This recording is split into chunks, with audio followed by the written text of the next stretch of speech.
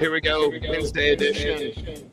Orange and blue today. Cecil, Lammey, Andrew Mason, and draft winners, draft losers of players that were already on the roster, Mace. When the draft happens, it can say a lot about the team and the team needs, and it can impact the players that are already in the building.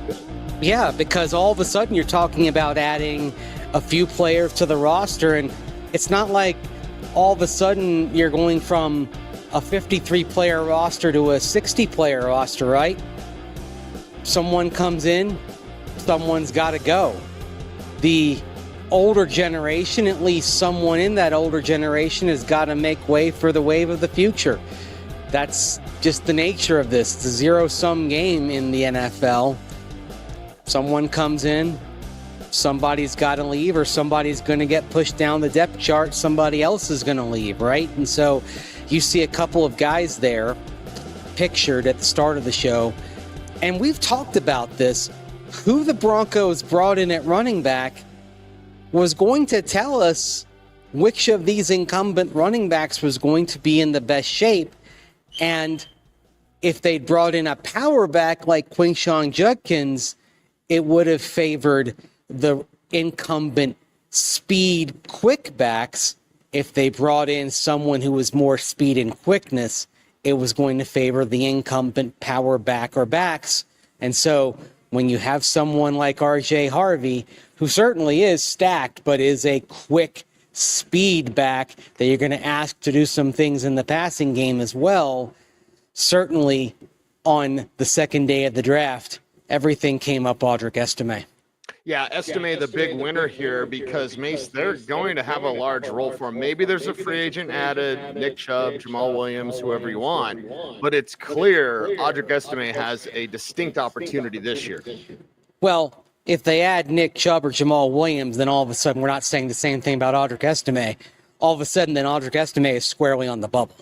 Mm-hmm.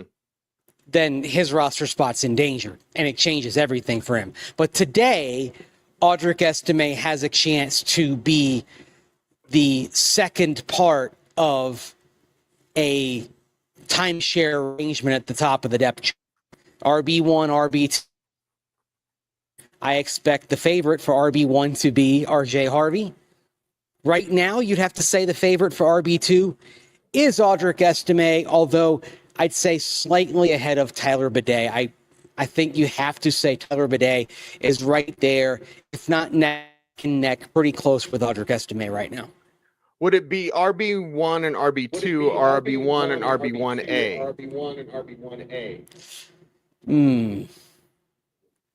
I think it's going to end up being RB1, RB2 in the end. I don't know. I don't think it's going to be 1 and 1A. I think there's going to be a bit of a separation, enough to where it's clear who the primary back is, who is atop the depth chart. And I think the guy atop the depth chart is the back that you picked in the second round. Look, if you add a second round running back, that usually is a level where you're saying they're your starter right away. Yeah, and our second-round running backs become starters and stars in this league. It's not just Jonathan Taylor out there. Yeah, and that's where RJ Harvey has the attention of the NFL. It has the attention of fantasy GMs. And certainly if you're Audric Estimé, you feel a challenge, but you also understand what you're going to be tasked with doing. But what do you think that task is, though? Power. The Thunder. So more power than you think a lot of people expect then. Mm-hmm. Yeah, if you're Audric Estimé, you know my job is to pick up tough yardage and to hang on to the rock. Well, that's the big question.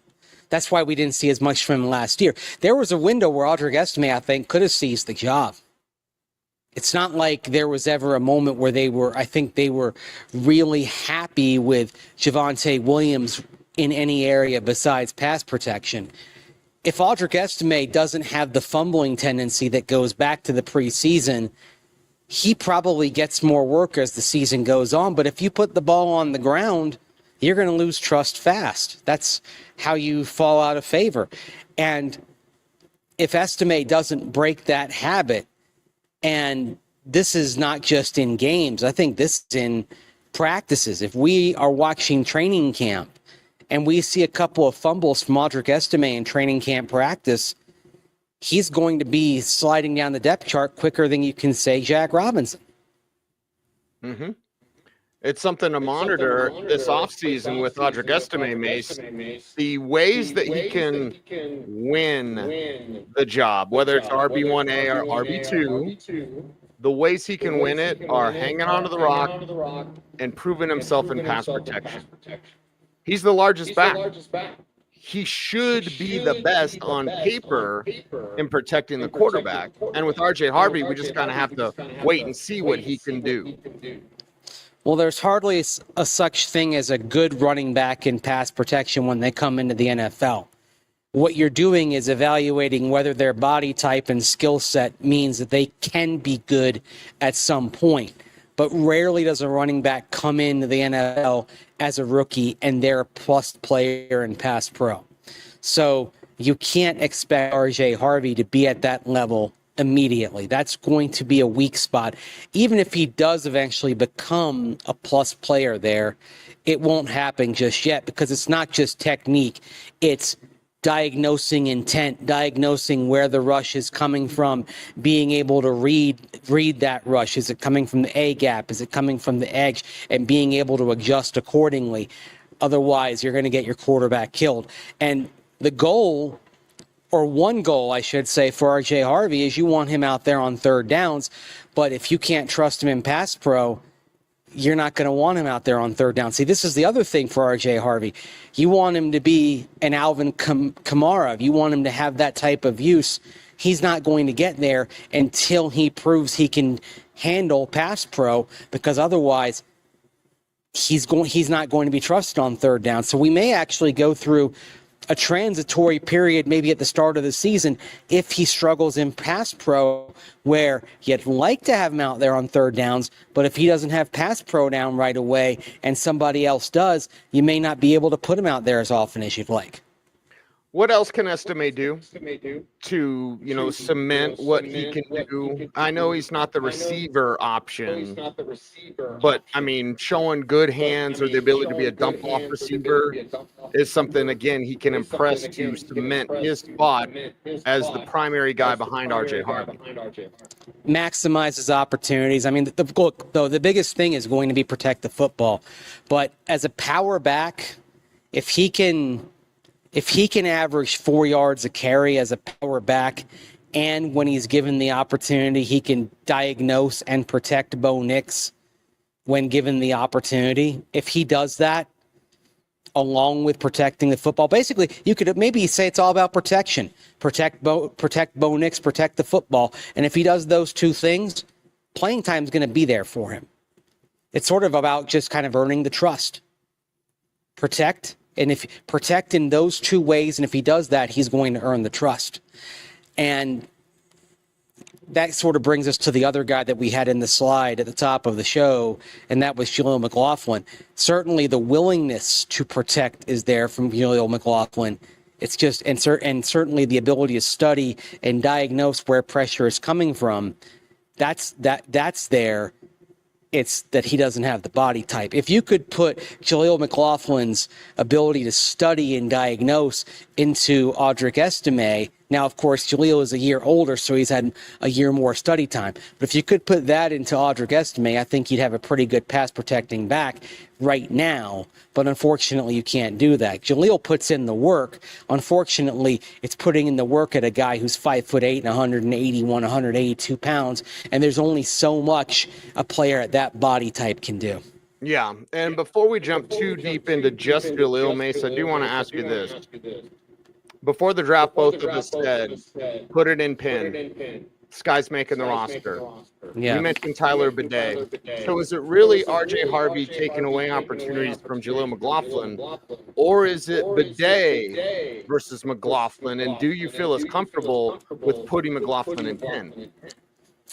It's a good question. The thing is, they're two different types of backs, and I think Bidet is probably a little more similar to Estimé maybe than to McLaughlin. he's a little he's stouter in build than McLaughlin. Not quite Harvey, but not quite Estimé. Yeah. I mean, I still think Jaleel's going to find his way on this team because he's he gets to the edge and he's fast. And he is a unique body type there. And just the way he works, I can't rule him out. I can't. It's cliched, but it's like that's a dude I've learned not to count him out over the years. It's nothing against Estime. It's nothing against Bidet. It's nothing against Blake Watson also in that room. It's just I've seen so much of how Jaleel McLaughlin works. I mean, no matter what happens, it's not that everyone else doesn't work hard, but is everyone else showing up at 5 o'clock in the morning, right? I don't think Jaleel's going to be outworked. And that's something that gets noticed. And one thing about Sean Payton, we see that the guys that kind of come in and put in the work, the ones that are his guys, they usually find a way to ensure they stick around, right? The coaches usually find a way to keep those guys around some way, somehow. Yeah, if you're a Sean guy, you're going to be a Sean guy. And Jaleel McLaughlin is a Sean guy. Yes. So that's why I still wouldn't bet against him sticking around. That's the thing. That's why I still wouldn't bet against him sticking around. Is it unfortunate that Jaleel McLaughlin's way to earn trust is showing that he can break a tackle, and this offseason there's going to be no way of showing that until a preseason game? Yeah. Well, that's the whole thing, right? I mean, go back to week 1 in Seattle. He gets into the open field and boom, he just goes down at contact. That's the one thing that's the other thing you wish you could change about him is the ability to break tackles. But at the same time, despite all that, in the second half of the season, who was really the most consistently effective running back when they were trying, they really didn't have a primary running back. And Sean Payton talked about the trouble of trying to figure it out among 3 backs. He would say, hey, I can do 2, but it's always harder with 3. Well, the reason he was having to do that is because A, no one was quite seizing the job, but B, the guy who was the most consistent was the one who really didn't have the body type to be an every down back. The guy who was the most consistently productive, who seemed to have the most juice the most often, was Jaleel McLaughlin. But the problem is, at his size and his frame, you couldn't have him be the every down back. That was the conundrum that the Broncos were in, that there were these bursts of energy that he provided, but the way he's built, you just couldn't have him in for that long. And they knew that there was kind of a shelf life on that. So they knew there was that limitation on it. And so it was sort of the frustrating thing. And of course, he did get injured against the Colts and then wasn't available against the Chargers a few days later. And that was when we saw Blake Watson get some playing time there on Thursday Night Football. But if Jaleel had 15 more pounds on him and had that same speed, I don't think we would have been having a lot of those same discussions. It's just unfortunate that that's just his body type and that's just who he is. It's to his credit, he makes the most of what he has, but unfortunately you just can't get more out of that body. You can't get more out of the gifts that he possesses. We always ask, have you seen the best of blank? Yeah. Will you ever be more blank than you are now? And I say this with all due respect, but haven't we seen the best of Jaleel McLaughlin? He's kind of who he's going to be. Yeah, and is that enough to keep a spot on this roster? Yeah. And that's actually, you know what? Because we could have this discussion about draft winners and losers around the roster. We could say even off-season winners and losers, right? Because PJ Locke had a pretty credible season last year at safety, but everything indicates that he's going to be a backup now with Talanoa Hufanga on the roster. Yep. Justin Sternad struggled down the stretch, but had some credible moments at inside linebacker. But you bring in Dre Greenlaw once he gets back from the quad strain. You get Alex Singleton back. he's probably a backup. And if Drew Sanders improves, he might be backup number 2 at inside linebacker. It's nothing against him. It's just the quality is better. The quality is better, and maybe that works against P.J. Locke. The quality is better at corner now with Jahdae Barron in there, and that could mean fewer snaps for Jaquan McMillan. We could be looking at this situation in a lot of spots on the roster, including running back, where as this team grows in quality, that maybe it just outgrows some of the players that helped it get on its feet. It's just part of the evolution. I'll actually give you an old school example, but an old school example that I think some people will be familiar with, because a lot of people saw the movie Invincible about, what was that, about 16, 18 years ago, the movie about Vince Papale, right? Yeah. That's why, even though it's an old example, I think a lot of people are familiar with this. It's a big story that, he shows up for the tryout and he ends up making the Philadelphia Eagles as a, gung-ho special teamer and all that. Well, Vince Papale plays 3 seasons, 76, 77, 78. 78, the Eagles, they've been rebuilding. 78, the Eagles break through and return to the playoffs for the first time in ages. 79, they get even better. They're a wild card team and host a playoff game. And by 1980, they're a Super Bowl team after winning the NFC East. Well, 79 and 80, Vince Papale was no longer on the Eagles. As much effort as he showed, as hard as he worked, the Eagles had outgrown Vince Papale in terms of the quality of team that they were and the quality of the roster that Dick Vermeil had built. And that's something that may be happening with Broncos, is you may be seeing a team and a roster where the quality might be outgrowing some of the players that help this team get back on its feet over the last couple of years. We may see some of that this year. We may even see that into next year, as well as this team keeps growing. And it hurts because you get attached to these guys and you appreciate the effort and diligence and hard work that they provided, but it's also a reality of the NFL. That's how it works in this league. Mace, fans are going to ask where you're at and how much history you're watching where you're at. Well, Coors Field, home of the Colorado Rockies. So Tuesday night I saw history because the Rockies fell to 4-29 that night, or 4-25 that night. That was tied for the worst 29-game start in the history of Major League Baseball. But today they got themselves out of history by defeating the Atlanta Braves 2-1. So they no longer have the worst start over blank games, now 30 in Major League Baseball history. They snapped their worst 17-game run in franchise history. They'd gone 1-16. They got a rare win, so now they are 5-25. They're merely really bad, not historically bad. So joy for the Rockies as they get the win and they go on to San Francisco. But yes, that's where I am today. You can read all about it. I've got there. My summary is up there at denversports.com. He's Andrew Mason, ladies and gentlemen. Before we're out of here, Mace, today, how can folks help us out on YouTube? Like, comment, share, subscribe, hit that notification bell so that you never miss vid. That's right. He's Andrew Mason. You follow him on all the socials at Mace Denver. I'm at Cecil Lammey saying OBT to BFD. Thanks for watching. Stay tuned and stay frosty.